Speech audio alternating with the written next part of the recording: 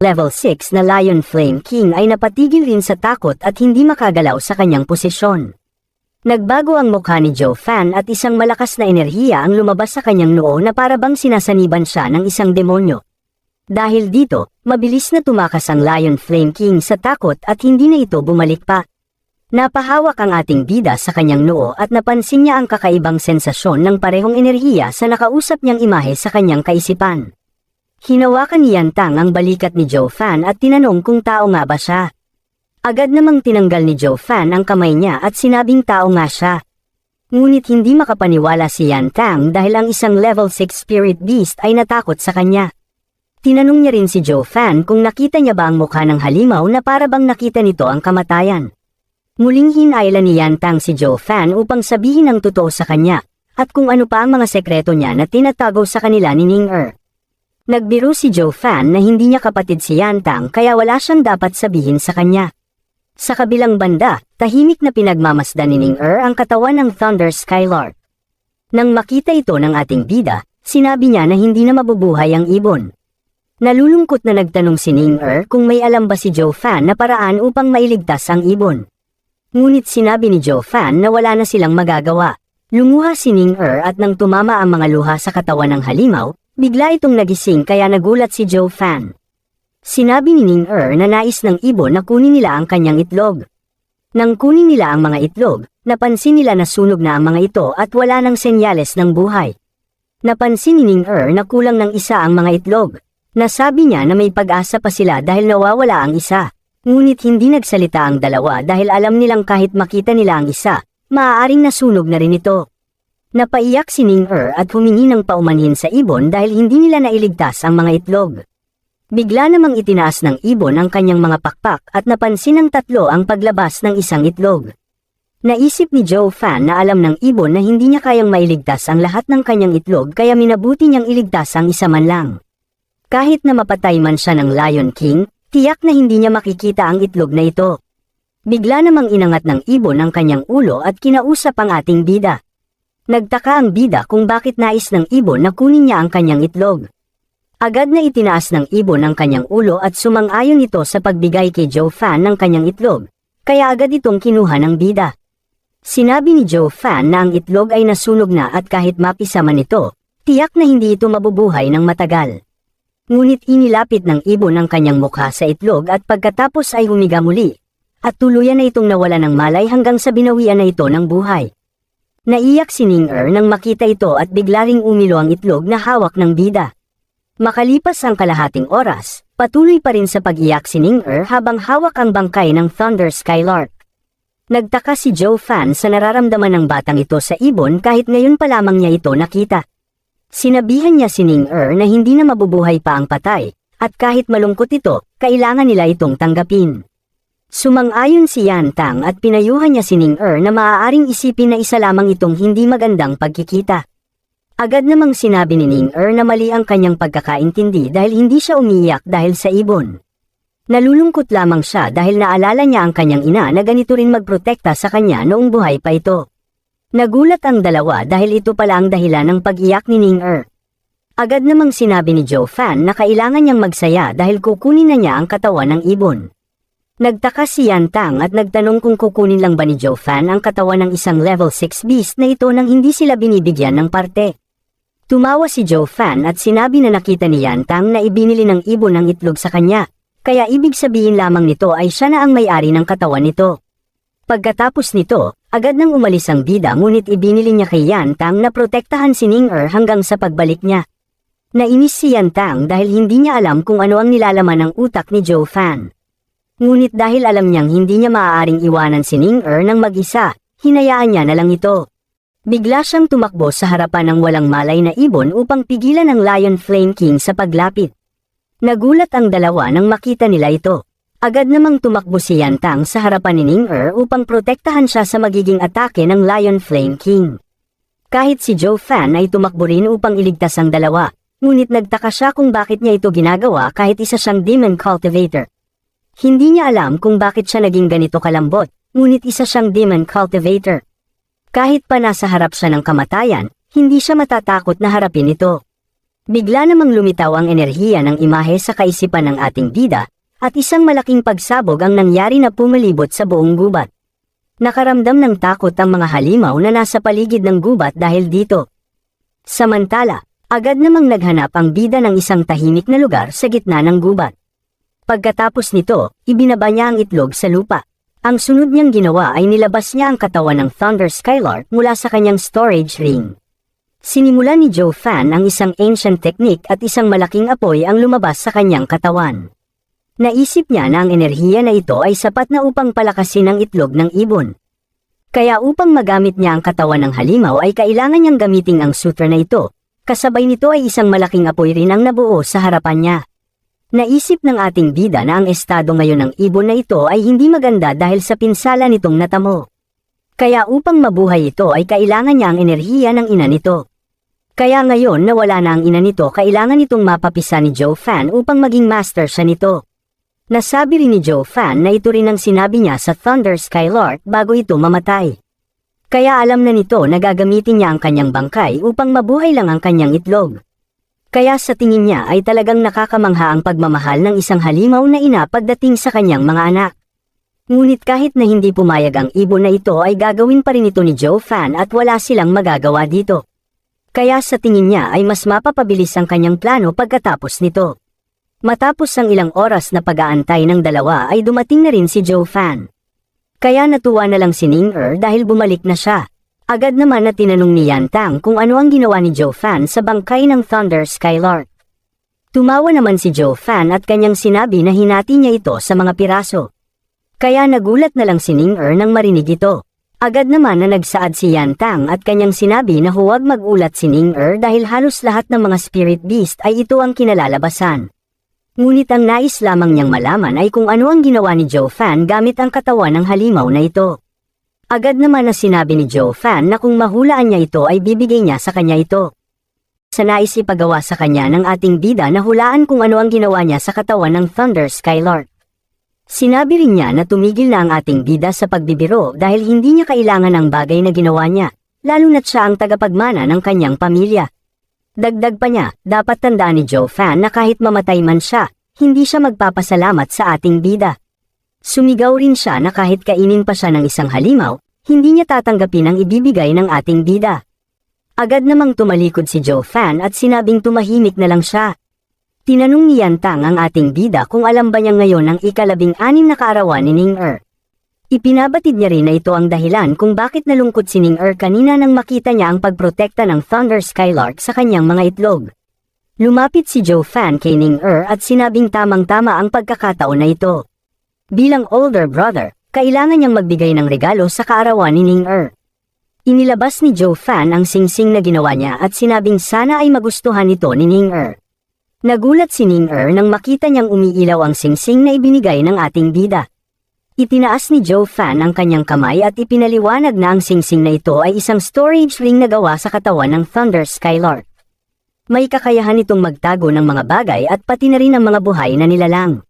Sinabi rin ni Joe Fan na naiiba ito sa karaniwang storage ring na makikita sa mga pamilya dahil ang paraan ng paggawa nito ay komplikado at hindi ito magagawa ng ibang nagbebenta nito. Ang mas mahalaga pa, maaari nilang itago ang kanilang aura sa loob nito kung kinakailangan. Ipinaliwanag rin ng ating bida na ang mga singsing na ito ay pareho ang enerhiya na gamit kaya magkakaroon ito ng reaksyon kung ang dalawang singsing ay magkalapit. Lumabas ang pawis sa mukha ni Yan Tang dahil nakakamangha ang singsing na ito. Naisip niyang gusto rin niya nitlala pa, para itong isang couple ring, kaya hindi niya maaring hayaan na silang dalawa lang ang may ganito kaya agad niyang hiniling sa kumag na ito na bigyan rin siya nito. Ngunit hindi pumayag si Joe Fan sa hiling niya at sinabing hindi naman niya kaarawan ngayon kaya hindi niya ito bibigyan. Ngunit agad na sinabi ni Yan Tang na hindi niya maaaring hayaan na silang dalawa lang ang may singsing na ito kaya dapat siyang bigyan ng ating bida. Dahil kung hindi niya ito ibibigay, kukunin niya ang singsing na suot ni Joe Fan. Agad namang ibinato ni Joe Fan ang isa pang singsing kaya nagulat si Yan Tang. Nang buksan niya ang kanyang kamay, nakita niyang ito nga ang kaparehong singsing na ibinigay niya kay Ning-Er. Sinabi ni Joe Fan na tatlo silang nagkaroon ng kasunduan na magsasama silang hanggang sa kamatayan kaya ginawa niya ang mga singsing na ito bilang simbolo ng kasunduan na ito. Nahiya si Yan Tang kaya agad na lang siyang tumalikod upang hindi ito makita ng ating bida. Nagpasalamat rin siya dahil sa ibinigay niya. Agad ring sinubukan ni Yan Tang na paganahin ang ilaw ng kanyang singsing habang nilalapit niya ito kay Ning-er. Biniro naman ng ating bida kung nasaan na ang sinabi niya kanina na magpapakain siya sa halimaw kung tatanggap siya ng bagay mula sa kanya. Ngunit muli namang nainis si Yan Tang kaya ang dalawa ay muli na namang nag-away. Ning-er na ang bagay na ito ay isang magandang alaala na ngayon lamang niya naranasan. Lamang niyang ihinto ang oras. Gagawin niya ito. Samantala, isang lalaki naman ang natuwa nang makita ang ating bida kasama ang dalawa. Kaya agad na siyang naglakad palayo at pagkatapos nito ay umalis siya kasama ang isang malaking ibon, ang parehong ibon na sumagip sa tatlo noon sa Seventh Ghost. Matapos ang ilang buwan, narating na rin ng tatlo ang unang area ng Spirit Mountain. Kaya nasabi na lang ni Joe Fan na kapag nakalabas na sila sa lungsod ng Qingming ay tiyak na magiging ligtas na silang tatlo. Fan na kahit nabigo ang kanyang misyon na mapaamo ang Thunder Skylark, nagtagumpay pa rin siya dahil nakuha niya ang itlog nito na maaari niyang mabuhay. Nagpahayag naman ng pagkabahala si Ning-er dahil natatakot siya na baka gumawa ng patibungang Seventh Ghost dahil sa kinalaban nila ito. Agad naman na sinabi ni Joe Fan na sa tingin niya ay hindi ito ginawa ng Elder. Dahil noong bago matapos ang laban nila ay parang takot na ibon ng Elder habang tumatakas ito. Kaya sa tingin niya ay nakaramdam ito ng isang malakas na halimaw kaya umalis ito kaagad. Sa tingin rin niya ay maaaring inakala na ng Elder na mamamatay na silang tatlo dahil sa halimaw na ito kaya sa tingin niya ay hindi na sila hahabulin pa ng Elder na ito. Nagtaka naman si Yan Tang at nagtanong siya kung ano ang halimaw na nagligtas sa kanila. Manito na sinagot ng ating bida na kahit siya ay hindi ito alam. Ni Joe Fan si Ning-er kung saan niya gustong pumunta pagkatapos niyang makalabas sa lungsod ng Qingming. Agad naman na sinabi ni Ning-er na kung saan man siya magpunta ay doon rin ang kanyang magiging destinasyon. Nagulat naman dito si Yan Tang at kanyang inalok si Ning-er na sumama na lang ito sa kanya sa Jianhao Mansion. Dagdag pa niya na maaari niya ring isama ang kanyang pamilya doon kung gusto niya. Natuwa naman si Ning-er nang marinig ito kaya sumang-ayon na lang siya dito. Iminungkahi rin ni Ning-er sa ating bida na sumama rin siya at pasyalan nila ang Jianhao Mansion ng kanilang brother Yan Tang. May ibang bagay pa siyang gagawin kaya bahala na ang tadhana sa kanilang pagkikita muli. Nalungkot naman si Ning-er nang marinig ito, kaya nang makita ni Yan Tang ang kanyang reaksyon ay sinabihan niya si Joe Fan na iniimbita niya pa rin ito na pumunta siya sa kanyang bahay. Dagdag pa niya na kung kapatid nga ang turing niya sa kanya ay dapat siyang bumisita sa kanila. Ngunit agad naman na nagbiro ang ating bida na hindi siya ang kapatid niya.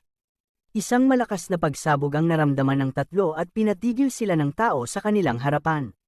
Nagulat naman ang tatlo sa kanilang nakita at nagtaka sila kung ito ba ang Seventh Ghost.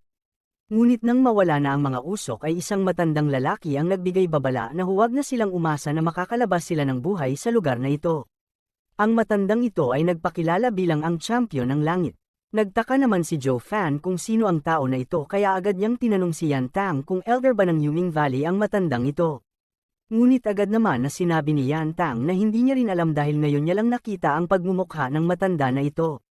Napaisip naman si Joe Fan na kahit hindi nila kilala ang matanda na ito, isa lamang ang tiyak niya, ito ay talagang may galit sa kanila dahil makikita sa mga mata nito ang matinding galit ng ating bida na talagang kalaban ng tao na ito. Ngunit bigla namang nagulat si Joe Fan nang tawagin ni Ning-er ng lolo ang matanda na ito. Agad din siya na tumakbo papalapit dito na siyang ikinagulat ng dalawa. Napasigaw naman sa gulat si Joe Fan at ito ay nagtanong kung ang matanda ba ang Champion of Heavens ng Zhu family, si Zhu Dingtan. Naniyakap ng matanda si Ning-er at tinanong niya ito kung saan siya nagpunta dahil ilang buwan na siyang naghahanap sa kanya ngunit hindi niya ito makita. Agad naman na humingi ng paumanhin si Ning-er dahil sa kanyang ginawa. Tiningnan ni Ding Tian ang dalawa nang may galit at tinanong si Ning-er kung may masamang ginawa ba sa kanya ang dalawang kumag na ito. Ngunit nahiya si Ning-er at sinabi niyang wala. Bigla namang tinawag ni Ding Tian ang atensyon ng dalawa sa kanila ang bumugbog sa kanyang apo na si Zhu Gang. Agad na itinuro ni Yan Tang si Joe Fan at sinabing siya ang gumawa nito dahil hindi pa niya nakikita ang kanyang apo. Naisip na lang ni Joe Fan na talagang duwag ang batang ito. Agad na humingi ng tawad si Joe Fan at sinabing nang mangyari ang kanilang laban ay hindi pa niya alam ang tunay na relasyon ni Ning-er sa kanya kaya nagawa niya ito. Nagtanong ang matanda kung siya rin ba ang nagtanan sa kanyang apo. Nagulat si Yan Tang nang marinig ito, kaya agad niyang hinawakan si Joe Fan at inutusan siyang magpaliwanag kung ano ang ibig sabihin nito. Tinanong rin niya si Joe Fan kung kailan pa sila ni Ning-er nagkaroon ng ganitong relasyon. Nagtaka ang matanda sa reaksyon ni Yan Tang kaya tinanong niya si Ning kung ano ang relasyon niya rito. Dahil parang mas galit pa ito sa kanya.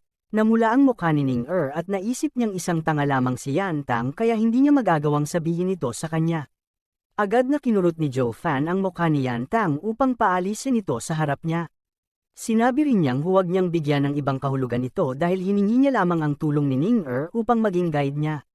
Nang marinig ito ng matanda, sinabi niyang dahil tinulungan ni Joe Fan ang kanyang apo, kakalimutan na niya ang ginawa niya.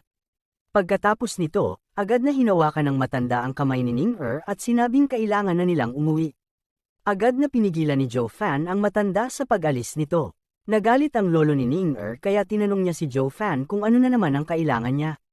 Agad na sinabi ni Joe Fan na hindi niya maaaring pauwiin si Ning Dagdag pa niya na mas makakabuti sa kanila na huwag niyang dalhin pabalik sa kanilang pamilya si Ning Nagtanong ang matanda kung ano ang ibig sabihin ng ating bida sa sinabi niya. Ipinabatid ni Joe Fan na silang tatlo ay nakalaban ng elder ng Yuming Valley, ang Seventh Ghost. Kita rin ng elder na ito si Ning kaya kung malaman niya na buhay siya ay tiyak na mas mapapahamak ang kanilang pamilya. Sinabi rin ni Joe Fan na maaaring bumalik lamang sila para sa kanilang kamatayan kung ginawa niya ito. Napuno ng pawis ang mukha ng matanda nang marinig niya ang sinabi ng ating bida. Tiningnan niya rin ang mukha ni Ning upang malaman kung totoo ba ang sinasabi ng bata na ito. Ngunit agad namang sinabi ni Ning na tama nga ito. Dahil dito, parang nawala ang buong lakas ng matanda dahil sa takot na kanyang naramdaman. Kaya bigla siyang bumagsak sa lupa at agad siyang tinanong ni Ning kung may problema ba. Agad na humingi ng paumanhin si Ning dahil sa nagawa niya. Ngunit bigla namang nagbago ang reaksyon ng kanyang lolo, dahil sa tingin niya ay nangyari ito dahil sa kanila. Kaya biglang umatake ang matanda sa ating bida upang patayin sila at ibigay sa Seventh Ghost ang kanilang mga bangkay upang patawarin sila ng mga ito. Agad na ginamit ni Joe Fan ang kanyang Invisible Phantom Step at tumalon ito sa itaas upang iwasan ang atake ng matanda. Dahil dito, wala namang natama ng atake ng matanda. Sa halip ay nawasak lang niya ang bato gamit ang kanyang spiritual martial arts. Ngunit hindi dito natapos ang atake ng matanda dahil agad niyang inatake muli ang mga ilusyon ng ating bida gamit ang kanyang mga kamay. Ngunit nagulat na lang ang matanda nang mapansin niya na wala sa mga ito ang totoong katawan ng ating bida. Agad namang ginamit ni Joe Fan ang pagkakataon na ito upang pumunta sa likuran ng matanda. Namangha ang matanda dahil mukhang may kakayahan sa pakikipaglaban ang bata na ito. Sa tingin niya rin na mukhang ito ang dahilan kung bakit natalo ang kanyang anak dahil kahit na mahina ito ay magaling ito makipaglaban. Agad namang ginamit ng ating bida ang kanyang slash attack ngunit nagulat na lang siya nang biglang mawala ang matanda. Bigla namang lumitaw sa likuran ng ating bida ang matanda at makikita ang agwat nila pagdating sa bilis. Pagkatapos nito ay inatake na ng matanda ang likuran ng ating bida kaya siya ay napasukan ng dugo dahil sa lakas ng atake na ito, hanggang siya ay bumangga sa malaking bato. Agad namang lumapit ang matanda sa kanya at kanyang sinabi na dito na magtatapos ang kanilang laban. Ngunit bago pa man mapatay ng matanda ang ating bida ay bigla namang napansin niya ang papalapit na atake ni Yan Tang. Napansin rin niya na ang martial arts na gamit ng batang ito ay katumbas ng isang Zuan Jia martial arts na nasa mataas na antas. Isang malakas na pagsabog rin ang naging resulta ng atake ni Yan Tang nang tumama ito sa lupa ngunit nagulat na lang siya nang mapansin niya na wala na doon ang matanda. Mabilis namang sumulpot ang matanda sa likuran ni Yan Tang at agad niya ring inatake ito gamit ang kanyang palm technique kaya tumilapo na lang pababa si Yan Tang,